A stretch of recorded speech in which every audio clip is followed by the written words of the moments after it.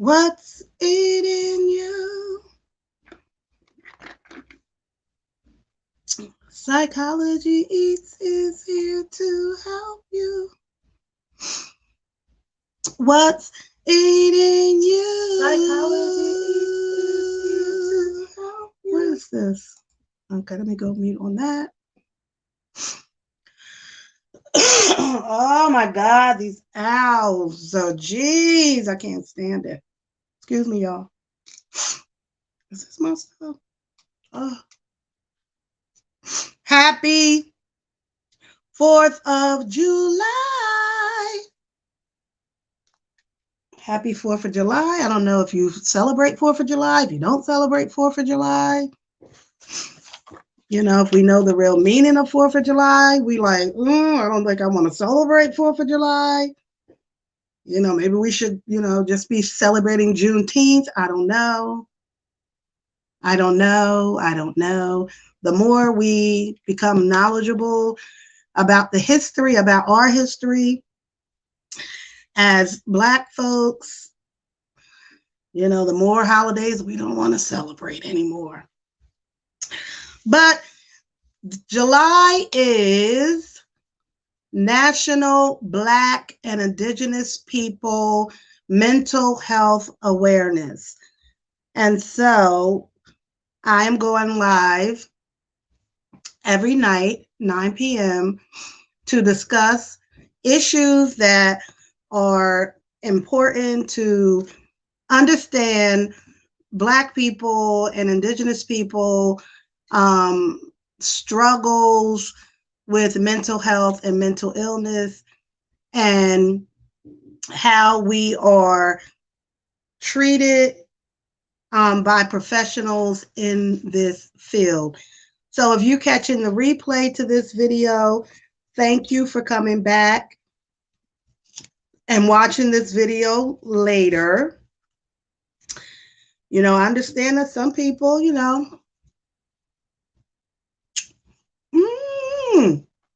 my fruit. And you can hear in the background, my neighbors is doing it up over there. Firecrackers, music, food. The grill is popping. This is the times when I wish I talked to my neighbors. Hey, y'all. I haven't got a neighbors where you speak, but we don't. Something is going on with my refrigerator. Everything tastes weird. And then these kids don't cover nothing. Like, this fruit was just wide open. Like, cover the food. Anyway, I'm going to get into this topic because this topic is so super important. Even though I know a lot of people just like to talk about, the latest gossip or the latest fighting on YouTube and all that stuff. But meanwhile, you have generational PTSD within your family system. As Black folks, we have family members who are killing themselves through alcohol and drugs because of, hi, Sunny B, who are killing themselves because of untreated mental illnesses.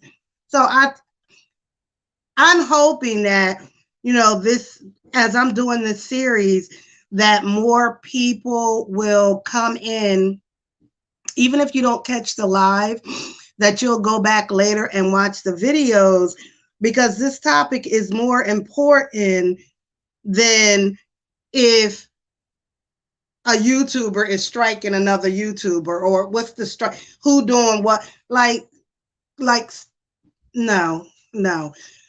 Understanding mental illness and understanding how this has affected Black people will help you understand why some YouTube content creators act the way they act and do the things that they do, because many of them are untreated folks who have now been able to have this outlet, and you can see that they are definitely struggling with some mental illnesses.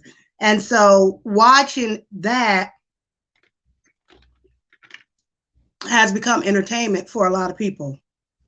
But PTSD and Black people go way, way, way, way back, which is why I'm wearing my African necklace. So our PTSD started in Africa for us.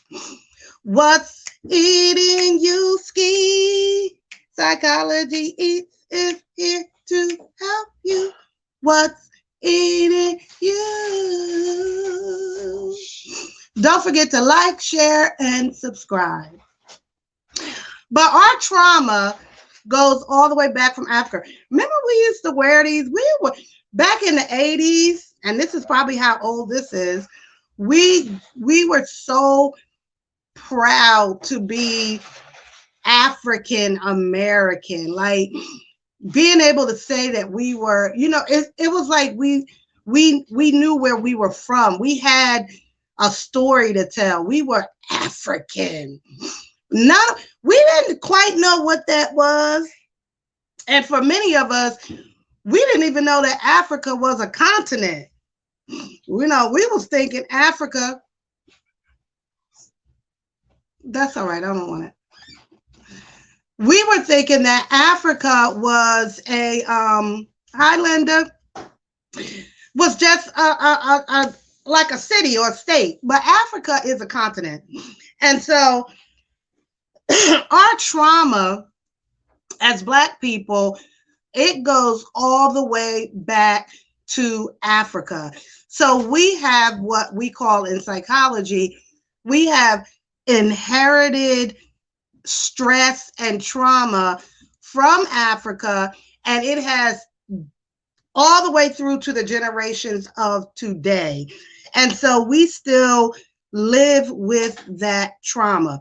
So people will say, get over it. How are you affected by what happened to the slave once they came here to this country and became slaves? How does that impact your life today? And it very much does impact our life today, because we have inherited that trauma. And so generationally, when we were stolen and brought to this country from Africa, we were separated from our families. We were separated from our families. We weren't allowed to use our own language. We didn't have the same foods. Everything changed. It was a trauma that happened to the people, to Africans who were enslaved and brought to this country. And that went on for 300 years of slavery. But as slaves and people of African descent, they learned how to live within that trauma. Could you imagine, think about when, if any of you are parents, someone coming into your home, taking your baby away from you, and you never see your baby again. How would you feel?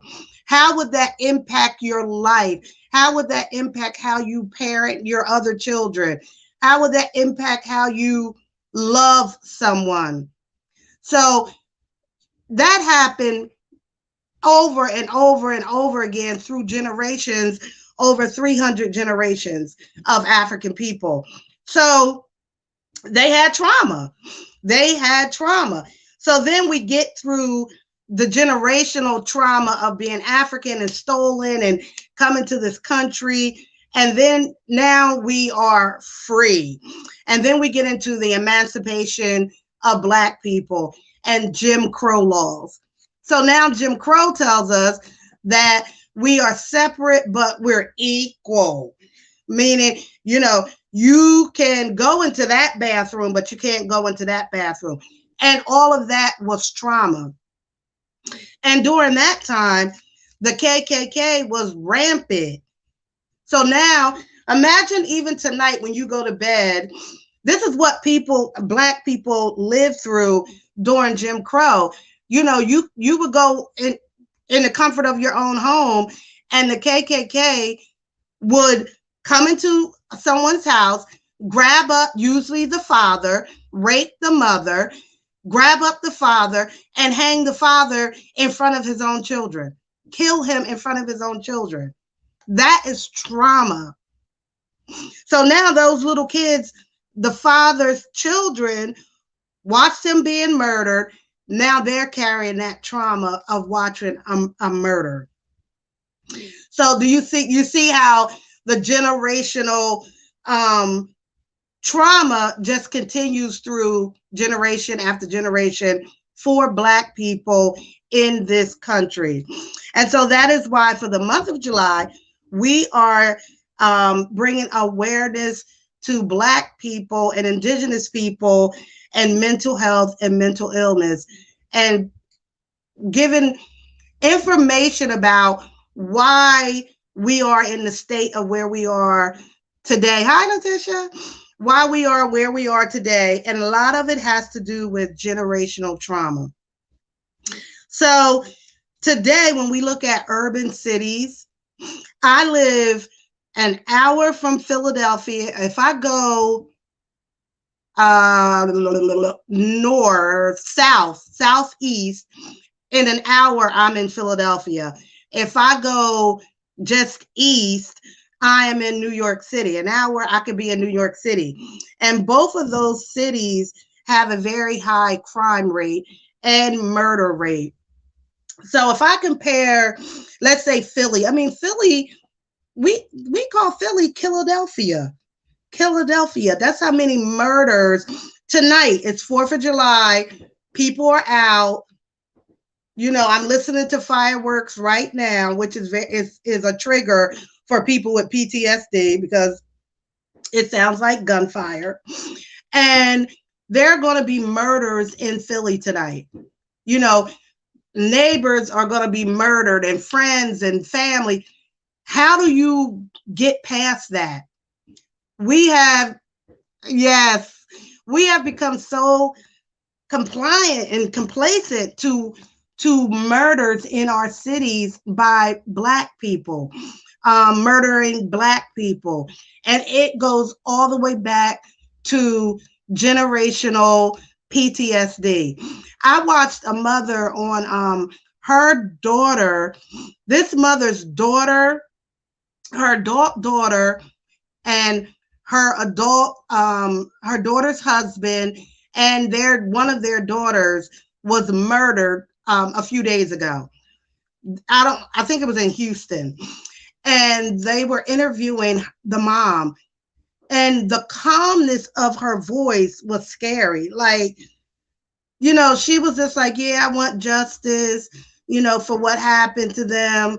I'm upset, but I just want justice. And then they went to another family member, and everybody was just like, it's just a normal day. 3 of our family members were murdered in the house. It was like, oh my God, like this happens so much in your city that where is your emotion about this? Where is the outrage about what has happened? And it really goes back to PTSD and generational PTSD, that we have just learned how to live with trauma as Black people. We have learned how to live with it in a way that other ethnicities have not done that. You talk to Jewish people, they have worked through the trauma that happened to them. They were compensated for what happened to them. Black people have never been compensated financially or any other way for the trauma that we have gone through. So when I think about, the neighborhood that I live in now, If 4 people in my neighborhood were shot dead through violence, there would be an outrage. There would be social change done immediately. There will be laws changed immediately because these middle class children have been murdered. Where is that outrage in the laws for urban cities where murder happens every day? And as Black people, we have learned to live in the trauma. You go through the city of Philadelphia, you'll see like candles, where somebody's been murdered or shot, and people just go right on about their day, like, yeah, Johnny was shot over there 2 weeks ago. Or you talk to a family who's lost several family members. It's unreal how they just live with the trauma. But that just goes back to what we've been dealing with, which is multi-generational trauma. And so that is what I am talking about. I'm not going to be here long. Also, I wanted to mention, when we talk about PTSD and trauma, are kids in foster care. Black kids we have the highest number of children in foster care. So many of our children, I think almost 2 million. I don't know. Don't quote me on that, but it's a lot of our children are in foster care. And that can be a definitely generational trauma. Oftentimes, if a child was brought up through foster care, chances are their child may end up in foster care, especially if they didn't get a forever family. And so that's traumatic, which is something I know for me, I'm trying to bring awareness to people, to understand that once a child is placed into foster care, and I don't care what color they are going to experience trauma because of being placed in foster care. So as Black people, as we move forward, understanding that our trauma is generational, and being Black, also, I wanted to make a point about being Black is stressful. Being Black can be very stressful, right? Now, I'm a mother, I have sons, they're not home right now. I feel some sense of stress about that, right? Because I know they're out, partying, doing whatever they're doing. And that is at least a bit of stress for me, different than my neighbor, who is white and has sons the same age. Her stress might be, is her son going to drink or whatever? My stress is my son going to get pulled over by the police?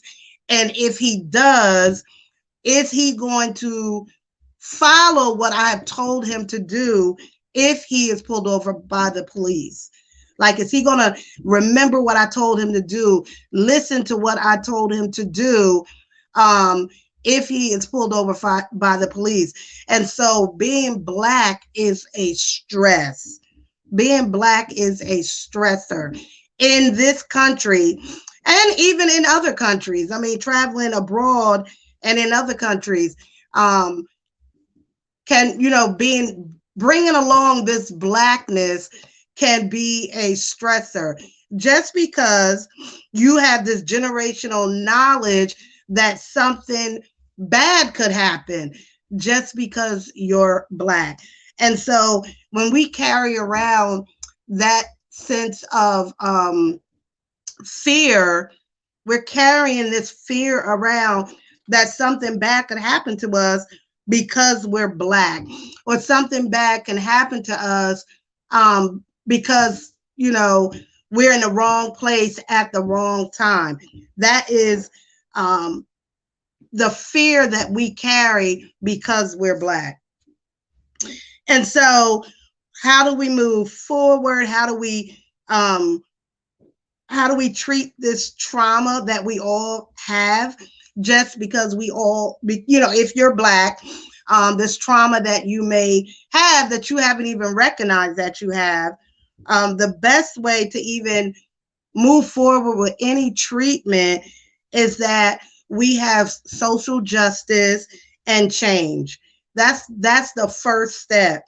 And so, which means for a lot of us means, getting laws changed, um, pushing maybe our children into politics so that they can get laws changed. Um, really figuring out why has Philadelphia had 100 murders or however many they're up to. I meant to look it up.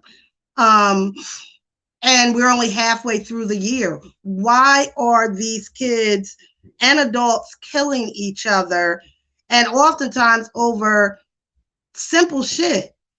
Like, why are they killing each other? And why is there not outrage? Why is there not social justice and change? And that doesn't mean, locking people up. I'm not saying, well, once you commit a crime, you need to be locked up. But before you lock someone up, what is happening with the school system? We know for talking about Philadelphia, the school system is crumbling. It's a crumble, right? And so if kids aren't educated or don't see a way out, and now you have this trauma and this fear and all of this stuff that you've gained from generations back, where's the change going to be? There's going to be little change for that. And so that's kind of it. There's a lot. If you want to know more about PTSD and the Black experience, Google it. There are a lot of good videos out about it. And a lot of them do recognize that our trauma as Black folks started during slavery. Before, when we were ripped from Africa, it started then. Imagine, you're in your home, Africans, they'll want you to believe that they were just savages running around Africa, with nothing. They had, they lived in communities. They had language. They had rules. They had community. They had love. They had, they raised their children. They were more organized than the Europeans in a lot of ways. And so when they were ripped from Africa and then just put into a ship where they watched each other be killed, watch people die, just, imagine that. And that has, when I think about it, being a Black person, it hurts me to my heart to think about what they went through. I read something about how the slave owners would throw the bodies over when they were traveling through the Atlantic Ocean. How the slave owners would, it would be tons and tons of dead bodies. People, were dying, almost dead, not dead yet, babies, men, women. And they would, throw the bodies into the ocean. And because of the way the ships went the same way, to get from Africa to like the Bahamas and then to Florida or whatever, that when they would throw the bodies out, it changed the direction of how sharks would feed. Like, and because of the way they killed Africans in that way and murdered Africans, that is why sharks still feed the way they feed along the East Coast, is because of 300 years ago, that travel from Africa to the South, and how they were just dumping, bodies off the side of the ship. So that is, to me, that adds to my generational trauma. Just thinking about that adds to the generational trauma that we are all dealing with. But that's it. Does anyone have any questions? That's my little take for PTSD and Black folks. Remember, I will be going live for the month of July every night at 9 p.m. talking about a different subject with, of course, mental health content. July is mental health awareness for Black and Indigenous people.